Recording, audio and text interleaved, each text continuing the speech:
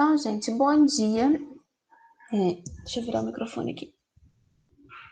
Eu espero que esteja tudo bem com vocês. Hoje a gente vai mudar um pouquinho o caminho da disciplina de didática. Nesses primeiros 1 mês e meio de aula, né, a gente viu o que é didática, viu a construção da escola de massas, como que o surgimento dessa escola de massas ela vem contribuir para a gente se pensar em formas de ensinar, meios de se fazer o processo de ensino-aprendizagem de um modo mais efetivo. A gente viu nas últimas 2 aulas que a didática ela não é homogênea nem estática, ela vai mudando com o passar do tempo. Isso a gente viu naquele texto didática, uma perspectiva histórica. E agora a gente vai adentrar na questão das abordagens do processo, das tendências pedagógicas.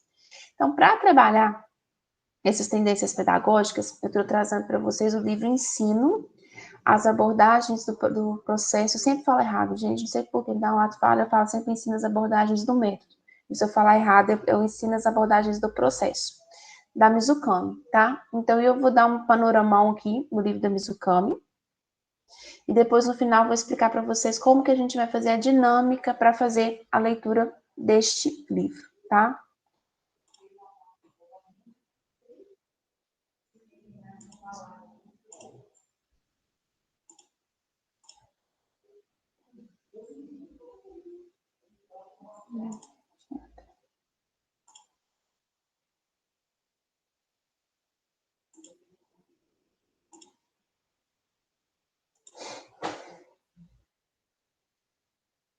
Então, gente, nas próximas aulas a gente vai trabalhar com esse livro Ensino, as abordagens do processo.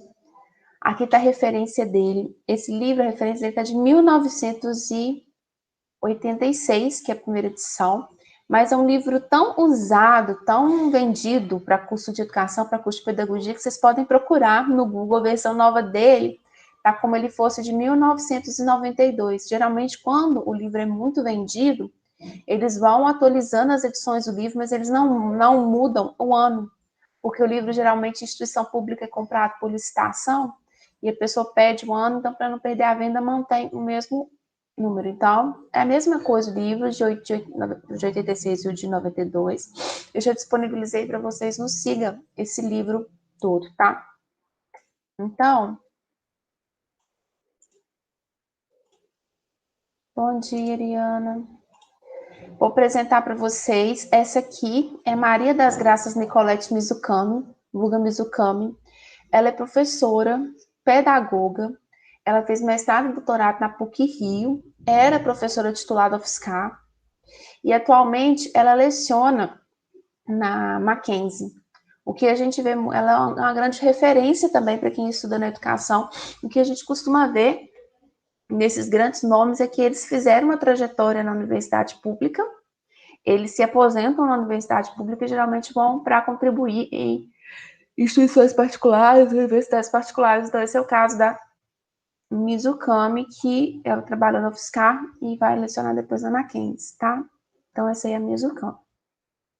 Então, a Mizukami, ela começa o livro dela dando algumas pistas e fazendo a gente refletir sobre alguns pontos. Primeiro ponto, a ação educativa é marcada pela intencionalidade exercida por professores em situações planejadas de aprendizagem. Quando a Mizukami faz esse primeiro ponto, ela já deixa claro para a gente que ela vai falar de um tipo específico de ação educativa no livro dela. Alguém quer arriscar qual tipo de educação que ela vai falar no livro? Tem umas palavras-chave aqui que dão caminho, ó. Intencionalidade, professor, planejado. Mas o Mizukami está falando de uma educação que acontece aonde?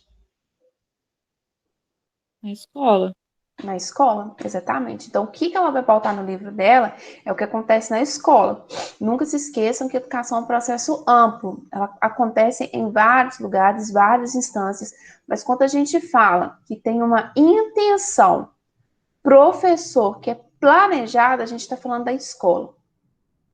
Então, o que instiga a Mizukami e convida a pensar é o que fundamenta a ação do professor? Quais que são os pilares da prática do professor? Então, ela nos convida a entender que o quê? Que existem várias formas da gente pensar, da gente ver o fenômeno educativo. O fenômeno educativo, ele não é único, ele é amplo, e ele não é algo que está acabado, pronto e único. Ele está em constante processo de evolução. Então, por exemplo, vamos parar para tentar explicar para vocês. Peraí, gente, deu branco. A professora tá meio dopada de antialérgico. Eu tive uma crise de rinite horrorosa ontem. Tô com um quarto antialérgico em pouquíssimas horas. Então, se eu dar umas bugadas hoje, eu já peço antemão de vocês. Peço perdão para vocês de antemão, tá? Existem várias formas, gente, da gente conceber a prática educativa. Com certeza, vocês já ouviram falar em, essa escola aqui é uma escola piagetiana. Essa escola aqui é uma escola montessoriana. Mas essa escola aqui é uma escola Waldorf. Vocês já ouviram esses termos algumas vezes? Algum desses termos? É uma escola construtivista. Alguém já ouviu? Já. Já. Então, quando a gente pega, daqui a pouquinho a gente vai se adentrar mais, são diferentes formas de conceber educação.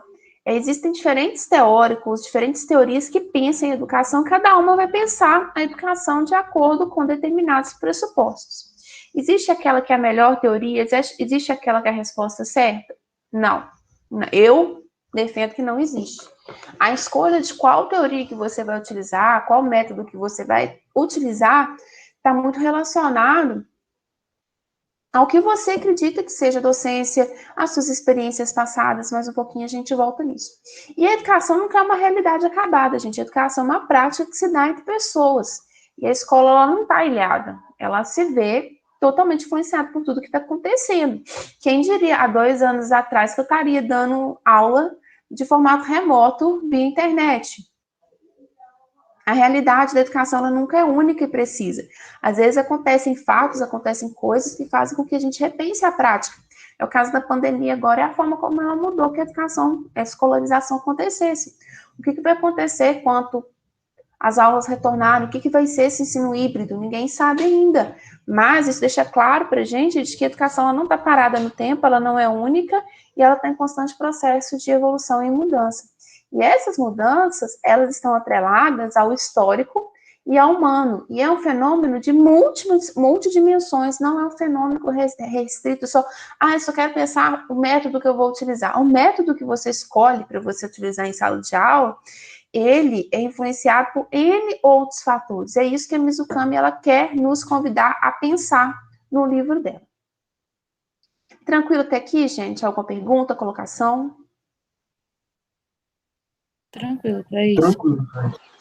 Então, a proposta desse livro da Mizukami, ela faz o quê? Ela vai, se eu não me engano, eu não sei se estou falando balela com vocês, é fruto de um dos trabalhos dela, não sei se é de doutorado, de pós-doc, alguma coisa assim, esse livro.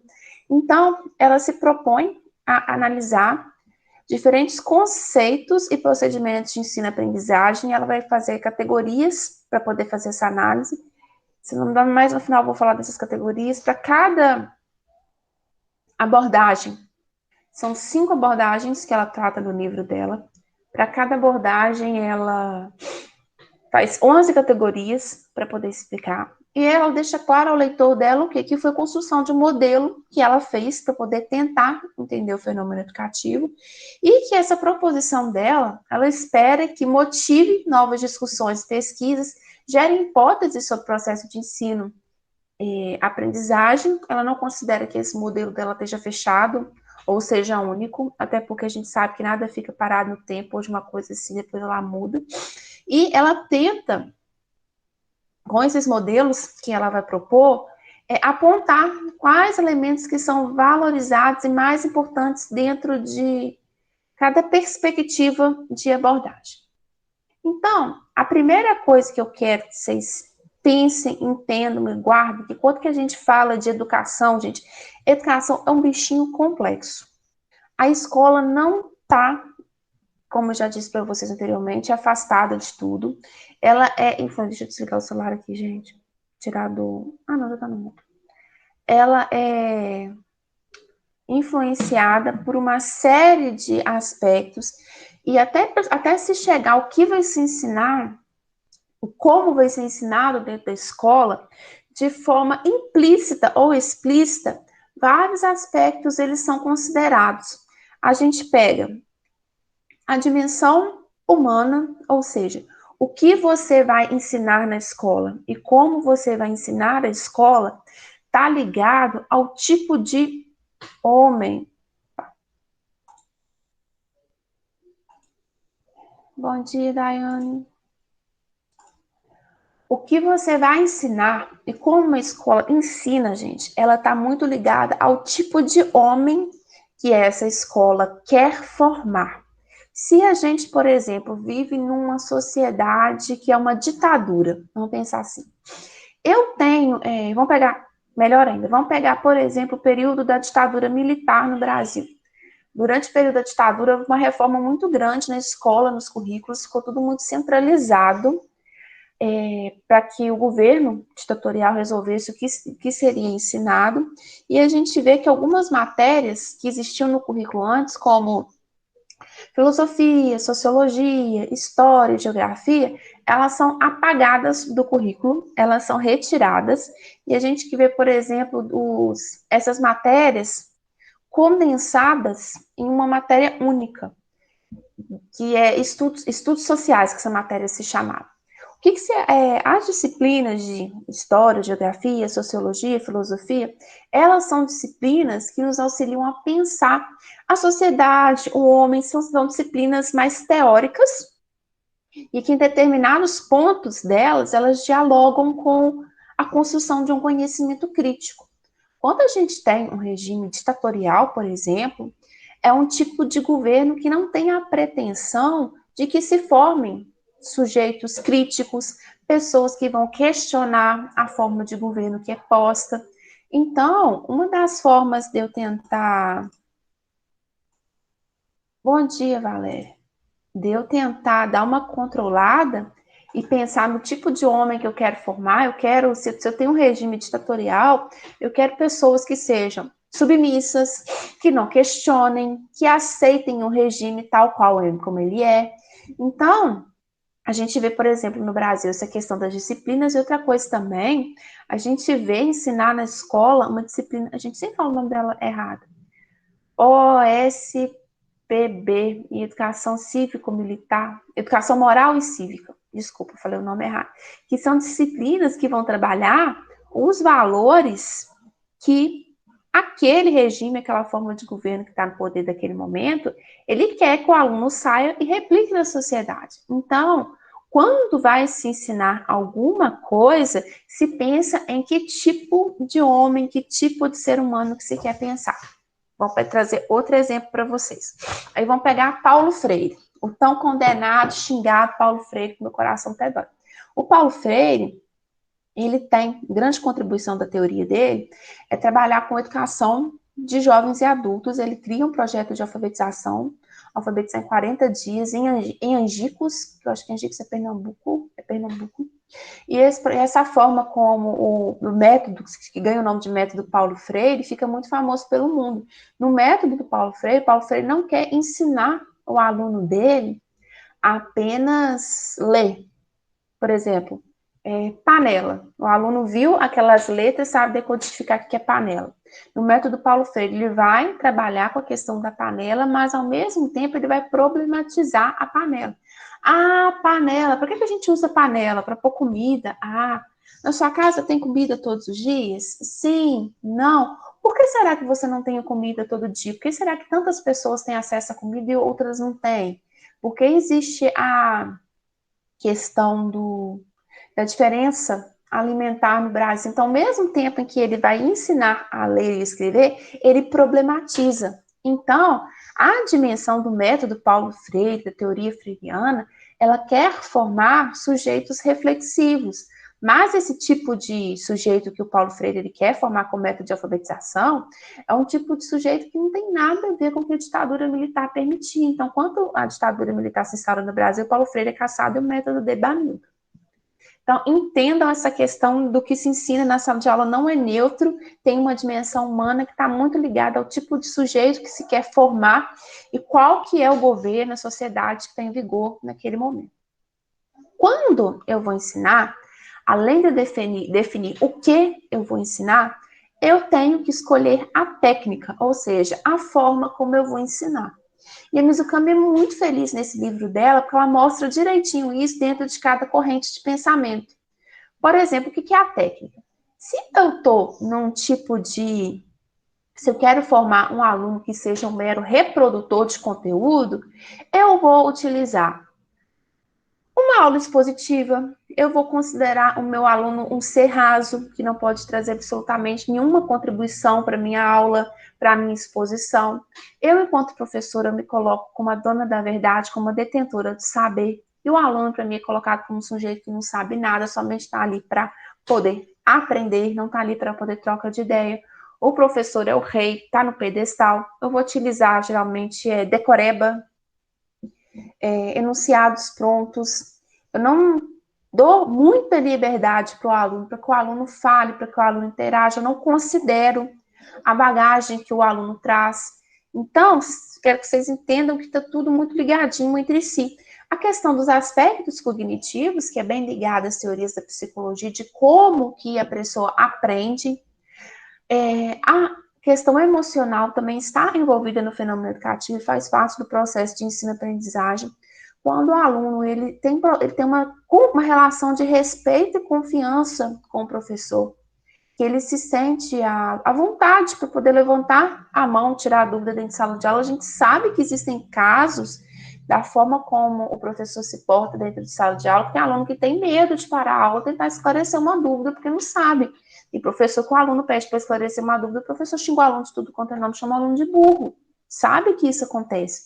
Isso impacta no emocional do aluno. O aluno ele vai ter coragem de chegar para esse professor, tentar esclarecer uma dúvida, tentar resolver uma dificuldade, ele vai carregando isso com ele, isso tem impacto na forma que ele vai aprender.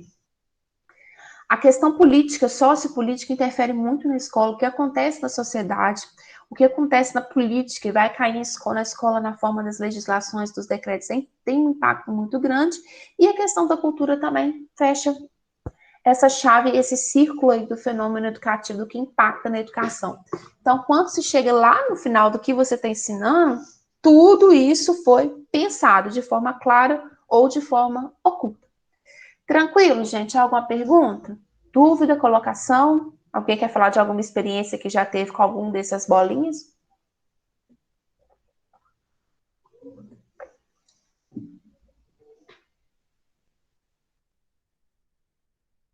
Então, esse fenômeno educativo, gente, não é simplesmente eu ir somando dimensão humana mais dimensão técnica, é muito mais complexo que isso. Elas estão interligadas entre si, de modo que cabe para a gente compreender esse fenômeno educativo, aceitar que a dimensão humana impacta na técnica, a dimensão humana é impactada pela cultura, que um impacta no outro, não é um somatório, mas um está ligado ao outro. A questão emocional, a técnica que o professor utiliza impacta na questão emocional do aluno, a forma como o aluno aprende, o uso da técnica, a concepção de homem que eu vou ter. Então, são esferas diferentes de um mesmo fenômeno, mas estão muito ligadas entre si. Tranquilinho?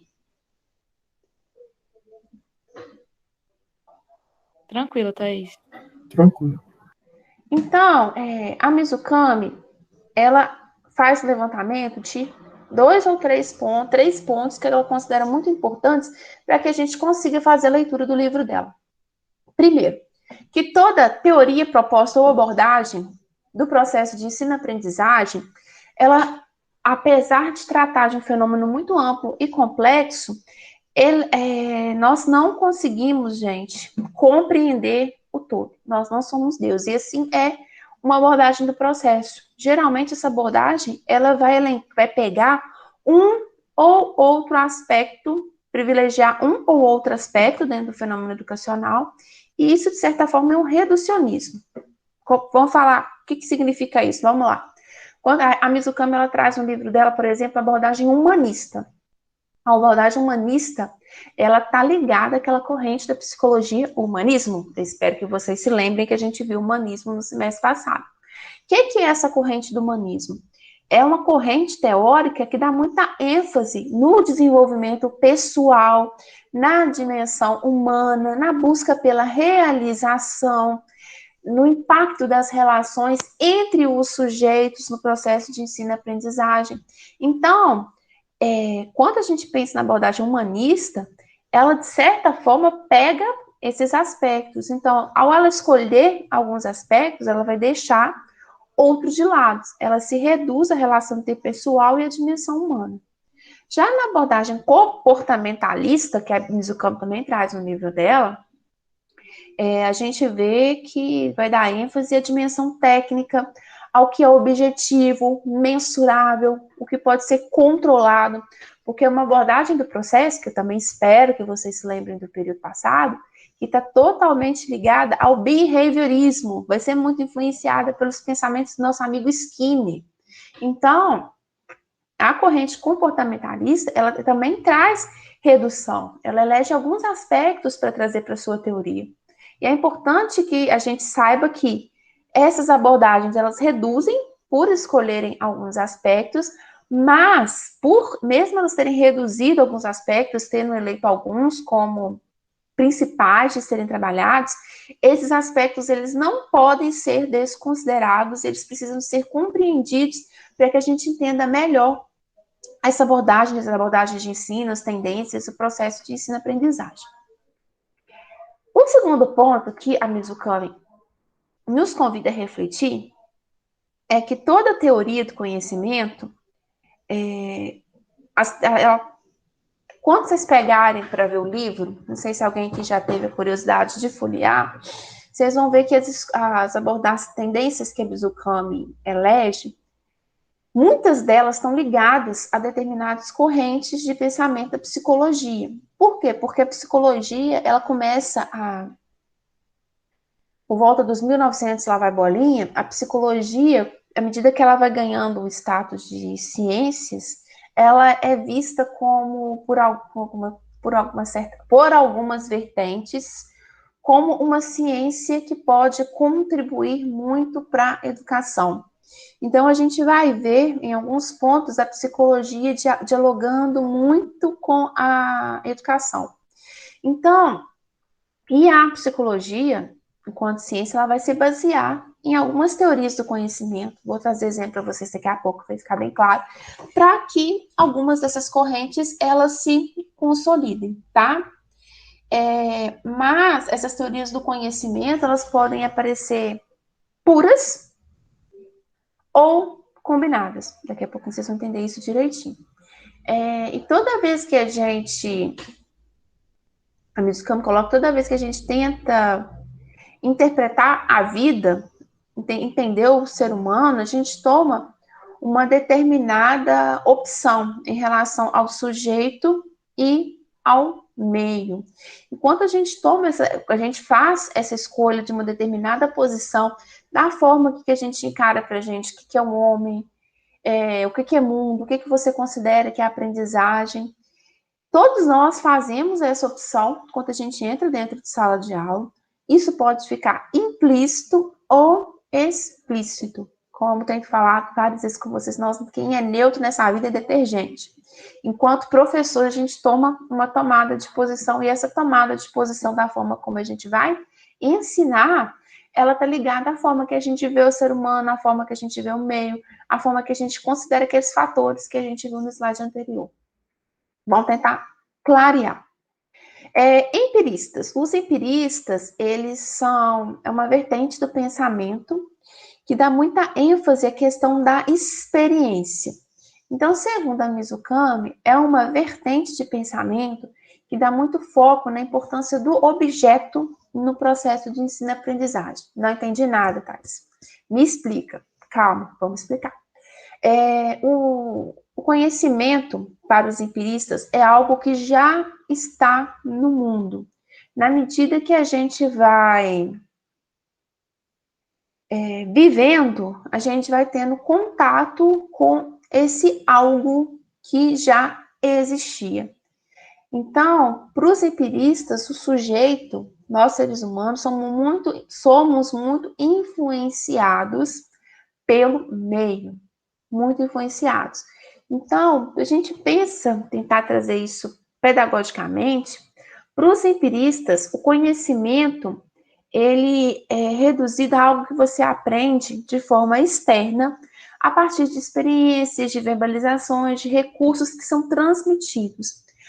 O saber já está pronto no mundo, você vai se apropriar desse saber que já está pronto no mundo.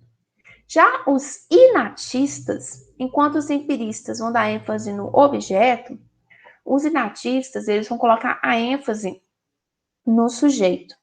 Para os inatistas, o conhecimento, a gente já nasce com o conhecimento, mas para que esse conhecimento aflore, ele precisa de ser estimulado. Enquanto os empiristas, eles vão dar ênfase no objeto, falar que o sujeito é uma tábula rasa, é como se a gente pensasse, é como se a criança fosse uma esponjinha que vai simplesmente absorver, os empiristas, tá? Como se a criança fosse uma esponja que vai simplesmente absorvendo tudo que está no entorno dela. Para os inatistas, a gente já nasce com essas estruturas pré-fabricadas e através de estímulos e de exercícios é que a gente vai se desenvolvendo.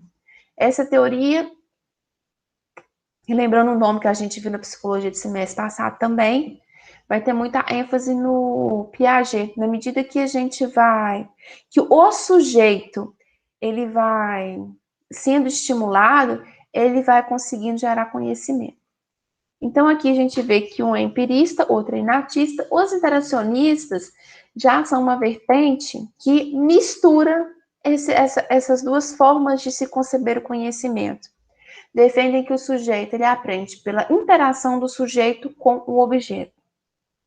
O conhecimento é uma construção contínua. A gente não chega no ponto em que a gente não aprende mais na vida, de forma alguma. A gente vai aprender ao longo de todo o nosso processo, e aquela questão do que eu não aprendo não existe. Todos nós aprendemos de uma forma ou outra. O que acontece é que nós aprendemos de forma diferente. Para os interacionistas, na medida em que a gente vai aprendendo, a gente vai gerando novas estruturas de conhecimento. Os interacionistas, eles não são nem empiristas e nem inatistas, mas acreditam na junção dessa relação do homem com o objeto e do objeto com o homem para a construção do conhecimento. E eles enfatizam tanto a questão da bagagem genética, que é algo que a gente vê em algumas teorias, como a do Piaget, como a adaptação ao meio. Então, é a mistura dos dois. Então, quando ela fala aqui de teorias do conhecimento que vão influenciar as escolas psicológicas, a gente vê a teoria do conhecimento empirista, a teoria inatista. A gente vê, por exemplo, a questão dos empiristas implicando em correntes que, por exemplo, vão... A gente está voltando a palavra. Mais tradicionalistas. Inatismo, impactando em teorias como, por exemplo, a do Piaget. Interacionistas, já são teorias que a gente vai ter um pouquinho da pegada do Vygotsky. Deu para entender, gente? Ficou alguma dúvida nisso aqui? Ficou tranquilo, Thais. Então, tá. Então, o conhecimento humano, a forma como o homem aprende, é muito amplo. Existem diferentes formas de se explicar essa questão do conhecimento. E a visão, a forma, se vai ser inatista, se vai ser empirista, se vai ser interacionista, como se explica esse conhecimento, impacta na visão de homem, de cultura, de sociedade, de educação. E aí que a Mizukami, ela é muito feliz quando ela fala que os diferentes posicionamentos pessoais, ou seja, as diferentes escolhas que você faz enquanto professor, sobre como, por exemplo, como você vai ensinar, vai ter diferentes arranjos em situações de ensino-aprendizagem que culminam em diferentes ações educativas. Por exemplo, eu vou dar aula sobre, sei lá, verbo.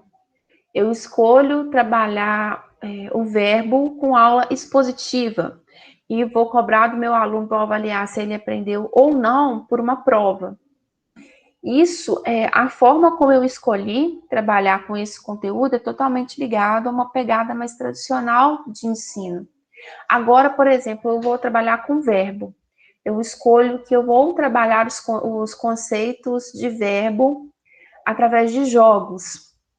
E ao final eu vou avaliar nesses meus alunos com eles produzindo um jogo, eles jogando um jogo. Então, dois exemplos que mostram que o mesmo conteúdo, a gente fala do mesmo conteúdo, mas a forma como ele foi trabalhado, no primeiro implica numa versão mais tradicional de ensino, e o segundo numa versão de ensino que tem a pegada mais de tornar o aluno sujeito ativo do processo de ensino-aprendizagem, e por aí vai. Então, ela relembra que a ação educativa dentro de uma escola é sempre intencional, que essa ação educativa, essa forma como ela vai ser exercida, ela considera uma série de elementos que podem ficar claros ou não, e isso está ligado ao ideário pedagógico. O que ela chama de ideário pedagógico seria a tendência, a abordagem que vai ser escolhida pelo professor para trabalhar determinado conteúdo. Segundo ela, essa abordagem, essa escolha dessa abordagem é muito feita a partir das vivências e experiências do professor. Vivências e experiências que vêm muitas vezes não só do momento que ele está enquanto professor, mas do próprio momento em que ele era aluno, de alguma experiência que ele passou, de alguma prática que ele vivenciou, que ele achou interessante e trouxe para a prática profissional dele hoje. E a forma como o professor ele pega uma tendência, elabora e se apropria dessa tendência, segundo a Mizukami, ela é pessoal e ela é intransferível, porque cada um vai pegar de um jeito, adaptar de um jeito, utilizar de um jeito, porque querendo ou não, essa escolha de como eu vou fazer uso é feita através das minhas escolhas de vivências e experiências. E uma vivência e uma experiência, a gente sabe que ela impacta diferente em cada sujeito. Por exemplo, tinha aqueles professores de matemática que chamavam os alunos para resolver conta no quadro. Vai ter aluno que achava aquilo ali um máximo. Agora vai ter aluno que tinha um pavor horroroso daquilo, que ali criou um trauma no aluno. Estou lembrando a grande amiga minha agora, que na escola dela, quando ela era menor, a professora trabalhava com Tangram. Geralmente é muito legal trabalhar com Tangram, com as formas geométricas, todo mundo adora trabalhar com Tangram. Mas ela detestava o Tangram pela forma como que a professora trabalhou. Ela fez uma figura, a professora falou que estava errada, eu não lembro direitinho, mas ela tinha trauma do Tangram. E ela falava que não utilizaria o Tangram nas aulas dela, enquanto professora, porque ela não tinha uma experiência muito boa com o Tangram, tinha trauma daquilo. Por isso que a gente fala que a forma como a gente escolhe, se identifica com uma teoria, se apropria de uma teoria, ela vai ser diferente. Você pode escolher a mesma teoria, mas a sua forma de elaborar, de apropriar é diferente. Porque cada um de nós teve uma vivência, uma experiência, impacta de forma diferente. Tranquilinho, gente? Algum comentário, dúvida? Vocês estão tão caladinhos hoje? Tranquilo, Thaís. Beleza. Então, gente, a Mizukami, no livro dela, o que ela chama de abordagem são as tendências pedagógicas. Segundo ela, no Brasil hoje, prevalecem 5 abordagens, e para ela, essas abordagens, elas são as principais influências para essas abordagens no Brasil são a literatura especializada, ou seja, os livros que rolam entre os professores, das escolas, das revistas, os modelos que o professor vivenciou ao longo da vida, como professor ou como aluno, e as informações que são obtidas em cursos de formação de professores. Existem o que a gente chama de formação continuada. Existem N cursos na pandemia agora, os cursos de formação continuada bombaram, e geralmente esses cursos, eles tentam trabalhar o que é novidade, coisas do tipo. Ela até fala na possibilidade de incluir uma sexta abordagem, que seria a abordagem escolanovista, que é um movimento que ganhou muita força no Brasil na década 1920, alguma coisa assim. Teve o manifesto dos pioneiros da educação, que tinha uma pegada de escola nova também. Mas, à medida que ela foi aprofundando os estudos dela, ela viu que não, o escolanovismo não chega a ser considerado para ela uma tendência pedagógica no Brasil, porque ele pode ser incluído em outras abordagens. Aí, a Mizukami divide a obra dela, são vários 5 capítulos. No primeiro, ela fala da abordagem tradicionalista. No segundo, comportamentalista. Quem vocês acham que vai influenciar a comportamentalista? Behaviorismo? Uhum. Humanista.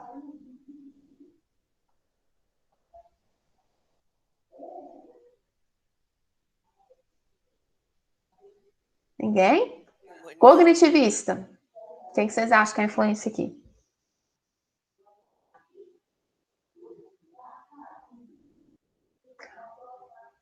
Ó, abordagem humanista, influência do humanismo, grande nome do humanismo, Carl Rogers.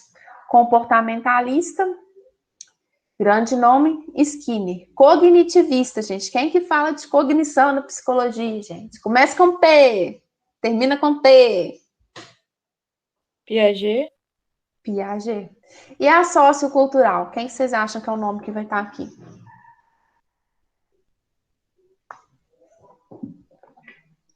Quem que é que pega a sociedade, é influenciado pelo Marx? Começa com V. Vygotsky. Vygotsky, muito bem. São as 5 abordagens que a Mizukami fala. Para falar dessas 5 abordagens, ela vai... Cada capítulo, ela dedica a uma abordagem do ensino e ela divide, ela vai trazendo vários pontinhos para poder explicar. Ela fala de características gerais, qual que é a visão de homem para essa teoria, qual que é a visão de mundo para essa abordagem, o que é a sociedade que essa abordagem está inserida, que ela quer contribuir para formar, o que é tomado como conhecimento ensinável na escola, o que é educação, o que é escola, o que é ensino-aprendizagem, como se dá a relação professor-aluno, qual que é a metodologia de ensino que vai prevalecer, como que é o sistema de avaliação, no final ela faz um fechadão de tudo. Porque se eu tenho uma abordagem tradicional de ensino, por exemplo, não condiz de eu utilizar uma autoavaliação, de forma alguma. Onde que eu, enquanto num processo que eu acredito que o professor é o detentor de saber, eu vou deixar o aluno se autoavaliar? De forma alguma. Então, são essas 5 abordagens. Deu para vocês entenderem a pegada do livro da Mizukami?